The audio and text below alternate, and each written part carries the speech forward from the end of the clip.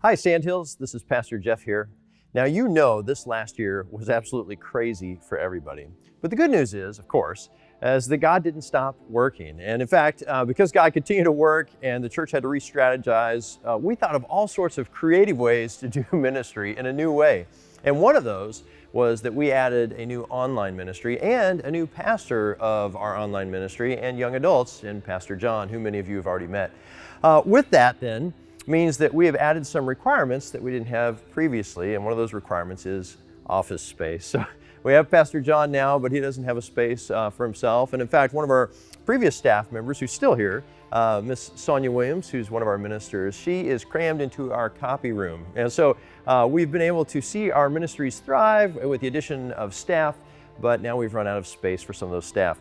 Another ministry that some of you are familiar with is the ministry that I lead called Good Samaritan Auto Care, where we help those who are in need get services for their vehicles so they don't have to pay prices they can't afford at local shops. I want to tell you a great story about that too, just as a side note. We've got this couple named Michael and Christine that we've been able to connect with through this ministry, and as we've been able to serve them and help them with their car repairs, making it very affordable for them, they got invited to our church picnic by one of our members here at the church, and then they showed up at the picnic and then showed up at church the following Sunday. And since then I've had some great interactions with them, even being able to share my testimony. So the Good Samaritan Auto Care is a lot of fun, but as we have grown, we realize now we need a more permanent space in which to do our ministry.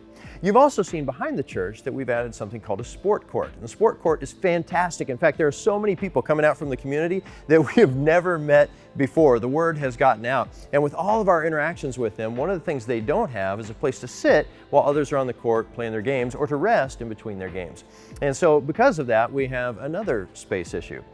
You're probably also familiar with the fact that Ben Lippin School is now going to be a part of our campus, and we are super excited about that partnership. But with Ben Lippin coming in, we realized that now we have some storage issues. That is, we need to make space for Ben Lippin to have a place to store their things, and we need to have space to continue to store other things that we own. And so because of that, now we have a space problem when it comes to storage.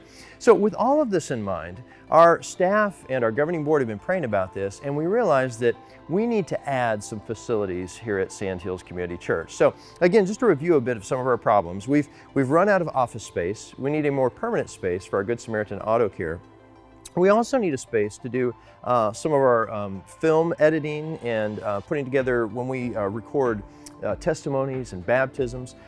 We have a need for additional storage.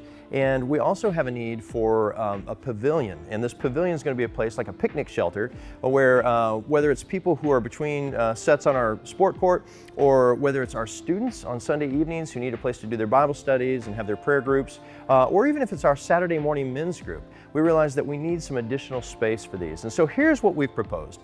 We've proposed to build two buildings. One that will combine a place for our office space and our storage and our Good Samaritan Auto Care and our film editing, and then another place which would be our picnic pavilion. So to do this, we need resources, and we've been so blessed that a family in our church has committed to give a significant amount to the project. The project, after we got our bids, is going to be around $225,000. The family that committed to give to this significantly has committed to give $100,000 towards that, meaning that our remaining need is only $125,000. So we decided what we would do is that we would start a campaign. We're just going to do a 2-week campaign. In fact, we started last week, so as you're watching this video, we're already 1 week in. But here's what we've asked.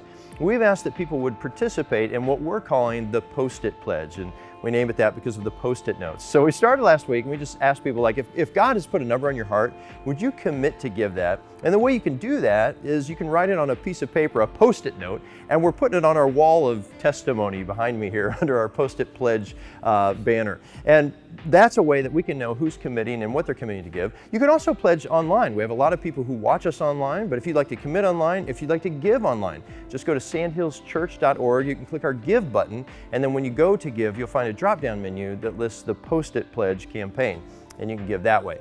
So we have one more Sunday left. After our first Sunday, we raised almost $52,000. So with the $100,000 the family gave, that means we're at $152,000 of the $225,000 that we hope to raise.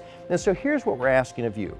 if you have not already made a pledge or a gift to the Post-it Pledge campaign for the purposes of expanding ministry here on this campus, then we would ask for you to prayerfully consider giving. And if you're going to be showing up on campus this Sunday, we would love for you to make a pledge live and in person, to write it on a Post-it note, which are on the table behind me here, to sign it and just slap it on the wall. And we're just going to trust that through you, God will be able to resource this. And so what we're doing is we're asking you over the next 3 months to fulfill the pledge that you make. Now, I just want you to know something. You're not just investing in building buildings. I think that's way too small to think about it. Here's what you're really investing in. You're investing in the Great Commission.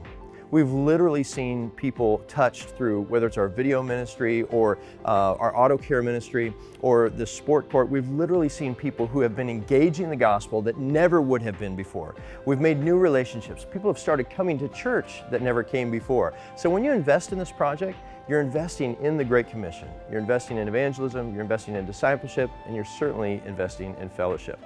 So with that being said, I hope that you will join us in pledging a gift, and we hope to see you Sunday. Thank you.